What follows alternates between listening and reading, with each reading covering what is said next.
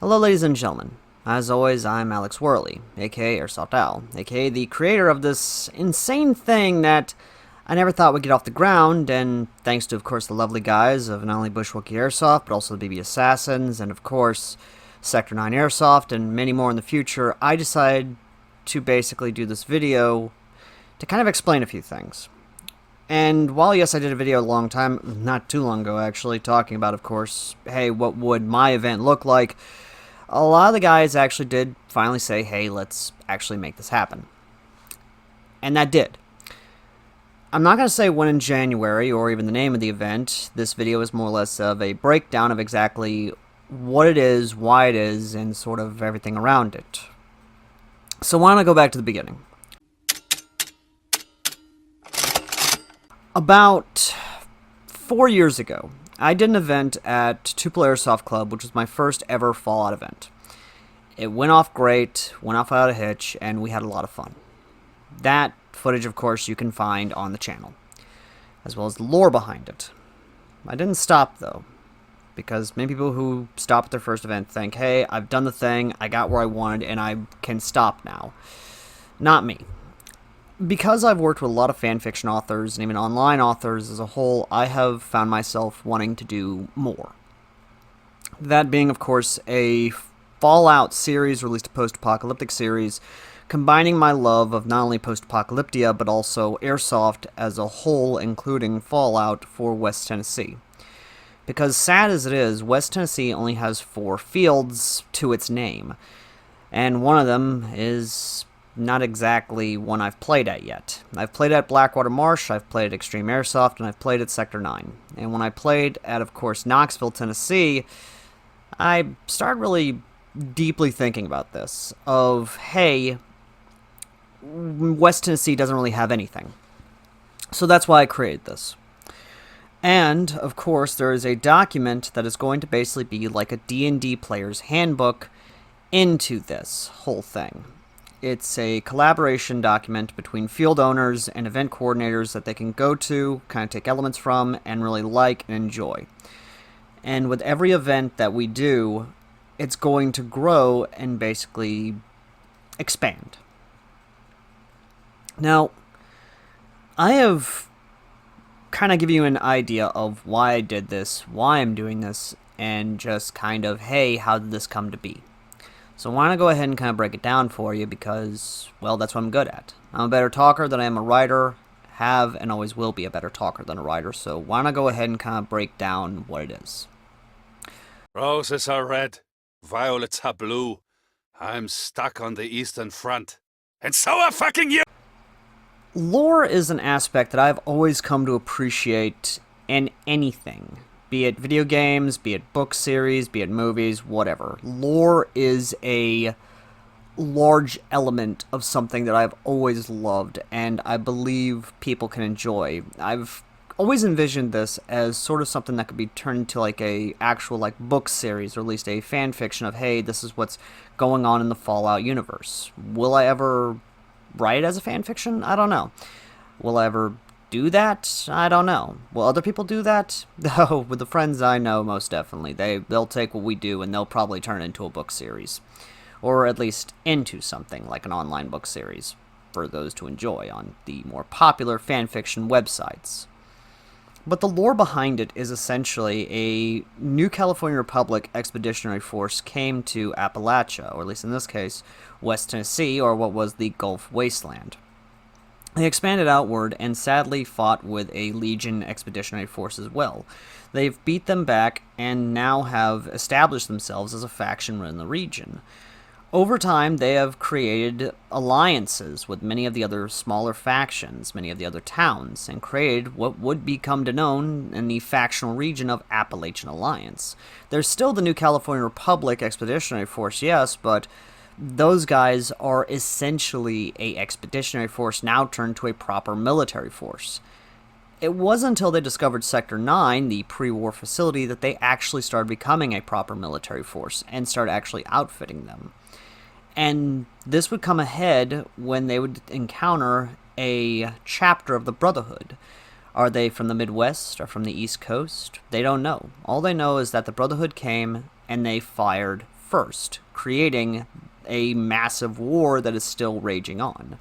In this time, the NCR has sent out, or at least in this case, the Appalachian Alliance has sent out expeditions to the other regions of the Gulf Wasteland to either find new logistical areas or even new routes to kind of help out on the front line.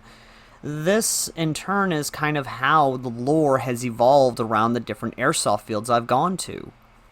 Be it Extreme, be it Blackwater, and maybe in the future Battlezone. These areas are what kind of tie into the lore and kind of grow with it.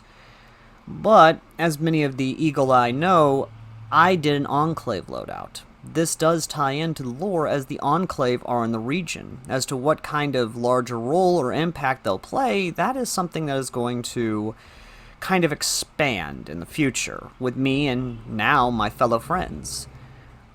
So the big thing though is as the events go on, the story evolves, and that's kind of the organic element of the lore that I wanted to do. This is a war story, but at the same time, depending on how one runs the event, they could evolve the lore and just expand it. After meeting with, of course, members of the Minutemen chapter of, well, Appalachia, well, they've been involved in it too, and that has helped evolve. Shout out to my friends, of course, Trench and a few others from the Appalachian Minutemen who I've come to know and actually have been very grateful for, and very grateful to have friendship with. But this does tie in, of course, to the actual, well, uniforms of it all. You are out of uniform, soldier! Where is your power armor? When it comes to the uniforms and just loadouts in general, everyone has their own take on it. For me, when it comes to the NCR of Appalachia, the whole concept is basically this is a ragtag military force that is trying their best to kind of do what they got. Among it, of course, is the iconic look that I have actually created, ironically enough. That being a camo bottom or with a khaki top. Now, why the khaki top? Why keep a khaki top? Well, with the NCR, it's more or less that the camos do kind of specify what you are and sort of tell its own story. The khaki top shows this is our origin and this is where we come from. This is what we're proud of. That's why it doesn't matter if they wear the flag or not, the khaki top is sort of their identity. The camo patterns, however, is where it kind of distinguishes themselves. A basic OD green, well, you're a grunt. You just got in and this is what you're given. M81 Woodlands are essentially that, hey, I'm a veteran, I know what I'm doing, I have been in this long, and I am now a proper member of the Appalachian New California Republic Expeditionary Forces, or the NCRCF, or just the Appalachian Alliance.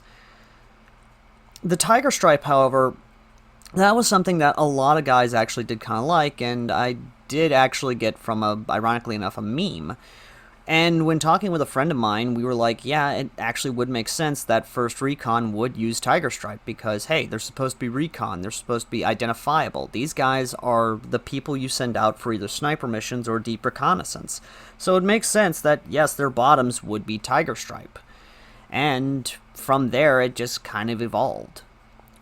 And that's just sort of where it is. Now, whether or not the uniforms will change over time as we grow these events is an entirely up there in the air type thing. It's always evolving, always changing.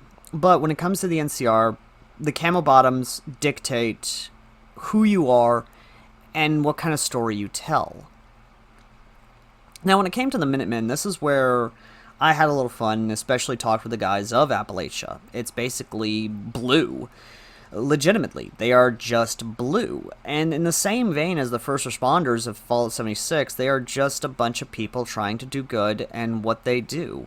And that does kind of fit into that mold of, hey, these are just random folks. They're just a militia. They are much like calling back to the Minutemen of old when this nation was found. They take what they can, what they get, and just, yeah. You get the point when it comes to the Minutemen. Now, when it comes to the other factions as a whole, when it came especially to the Brotherhood of Steel. The Brotherhood of Steel was a self-conscious choice of them being just gray. If you look back at Soda's animation, which was the big inspiration for them, gray was kind of a good choice. It's so, hey, if you want to play a Brotherhood player, well, your thing has to be urban camo or gray.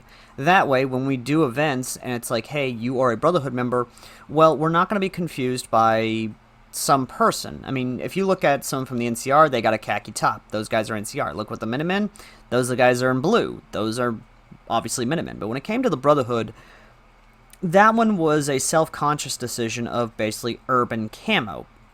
So it could be like UCP, it could be like the OG, like M81 in gray, or just straight up gray, solid gray tops and bottoms. It's basically just gray, gray, gray. These guys are essentially steel color people, and they are pretty easily identifiable. Now, whether or not that will change in the future is completely in the air as well, and again, it just kind of comes down to what that does and how it plays out. Now, obviously, the big question is your regular scavengers, your wastelanders. Those guys are basically whatever you can scavenge together and look, as long as you're not trying to look like your basic faction. Raiders, same way. Basically look like a bunch of Mad Max-looking motherfuckers. Those guys are essentially here to cause chaos, loot you, and steal your shit. So you can't tell if a scavenger or a wastelander is a raider or not. Those guys are essentially the wild cards in it all.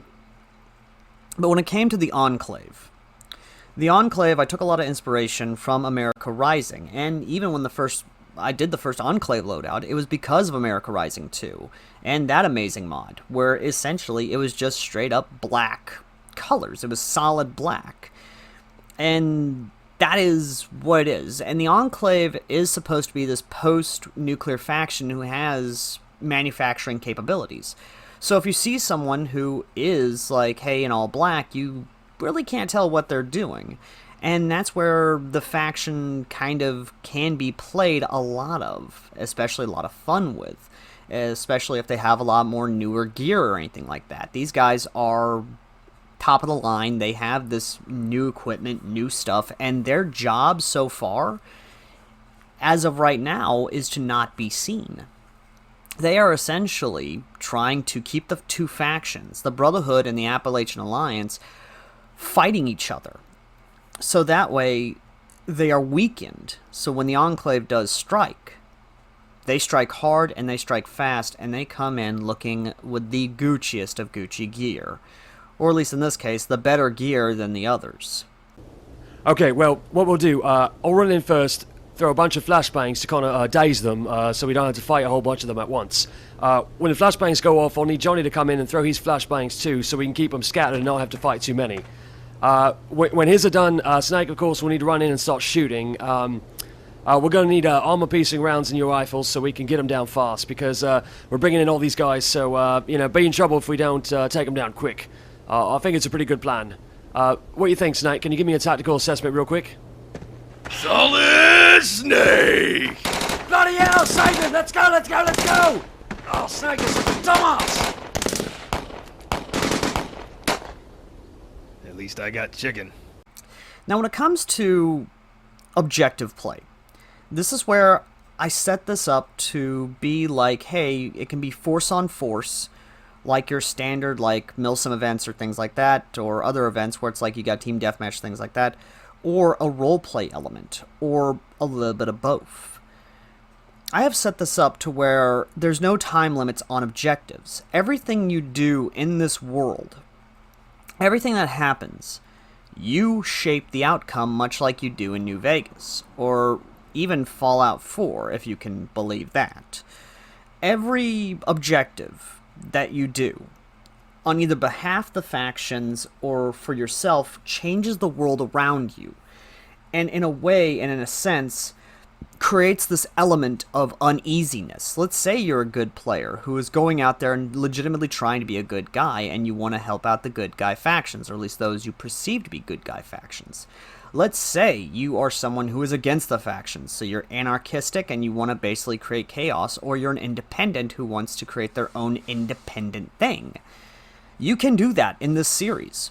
You can essentially be that person. This is your story, and anyone who adopts either faction, that is you. That is what you're creating. This whole world I'm wanting to build, I want it to be as organic as possible. I want it to seem like, hey, if it's set up like a roleplay event, well, it's away from the front lines, but anyone who is dressed as a faction, be it Minutemen or NCR or Appalachian Alliance, you're hearing about the frontline action. You're hearing about what's going on. You're hearing about, oh, some raider group has attacked a supply caravan, so they're going to ask you to go help that out. And you can decide whether to side with them or side with the raiders. You can hear about that sort of stuff. And unlike most, I'm not saying, patrolling Appalachia makes you wish for a nuclear winter. Excuse me, the fuck did you just say? I'm not saying that, but at the same time, I'm not saying that. Another element is the objectives, and just how it affects the world as a whole. Because each objective is not the same, each quest is not the same. You could at one moment basically be tasked by the Appalachian Alliance commanding officer, hey, we have a position that needs to be taken, and we need you to go scout it out. And let's say that you run into a Brotherhood scout. Well, that scout could talk you into betraying them. And essentially, you could do that. Or you could kill the scout and report back to the Appalachian commander that, hey, we may be hit soon. It's that uncertainty that I want to put in there. It's that nuance I want to put in these events, that everyone is their own character, like you would play in Fallout and Fallout 76. It is that nuance that I want to give, but also have it, like I said, be as organic as possible, or at least attempt to, while still it being fun and it still be structured in a way to where you can have that mix of force on force, or you can have it be just a straight force on force with LARP elements, or LARP elements with force on force. It is an ever-evolving beast, and I am very grateful to have had people who actually are interested in this and want to help out. Does that seem complicated? I may be making it complicated, but I'm trying to keep it simple as possible, because I do like the KISS rule, where it's keep it simple, stupid. Now, the other thing that I was bringing up is, of course, the future of it and the handbook. In the business, we call this foreshadowing. As stated early on, the handbook is this document, essentially. This document that I have created is something that many field owners already have access to, and have already kind of said, hey, I like what you're doing with it, and I am happy that you're doing it. Or some are confused by it, but after I explain it to them, they understand, and they like what I'm trying to do with it. So in a sense, a good example that I want to give is, let's say you're an event coordinator, or you're someone who played at one of the events that we hosted, and you do own a field, and you're like, hey, I want to do something similar to this. Well, we'll basically we'll ask you, like, hey, are you serious about it? And if you are, then we'll give you access to the book. The book, which is technically a Google document, but, I like calling it a book because it makes things simple, has these elements, has these rules, these objectives, these gameplay mechanics, everything that we will add or subtract, and you can look at it and essentially be like, hey, I like this element, I like this element, I want to use these elements at my own event. And you basically take that and you go from there. From that, you essentially create your own thing. And then all we ask in return is you come back and basically add what worked for you and what didn't work, kind of outlining a thing, kind of like our own version of the Fallout Bible, in a sense, if I want to be that,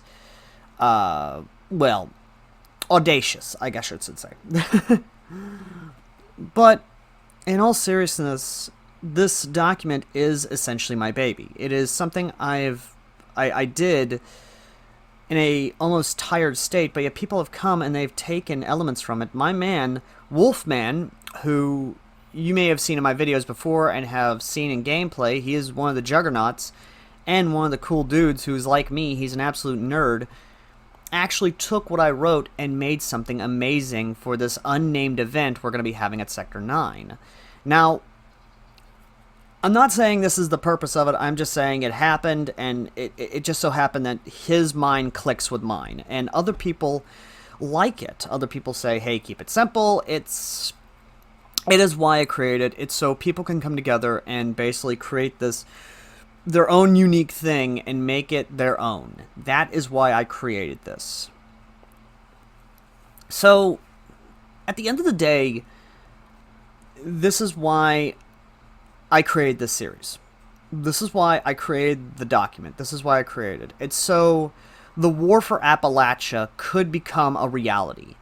And yes, that is the name of the series I want to go for. The War for Appalachia is a series I want to get off the ground and collaborate with not only Bushwicky Airsoft. So it's like, hey, we have an atomic cell going on, but it may be using elements from this book. Or, hey, we're taking elements that worked for them and we're going to try and adapt it for us. It is a massive collaboration effort I want to do and am doing and make it work. Because at the end of the day, that's all I want to do is I just want to make things work and make it to where it's enjoyable as possible for everyone. So that way we can have something for West Tennessee. And that is kind of the big element here. I created this primarily for West Tennessee. So that way, when people come to, that way West Tennessee is more seen. It's more, hey, they want to do more events here. Hey, they want to come play at West Tennessee. Or more fields can be opened up in West Tennessee. That is my primary goal and my end goal. Is to not only get the fields I have here known, but also have more events in West Tennessee.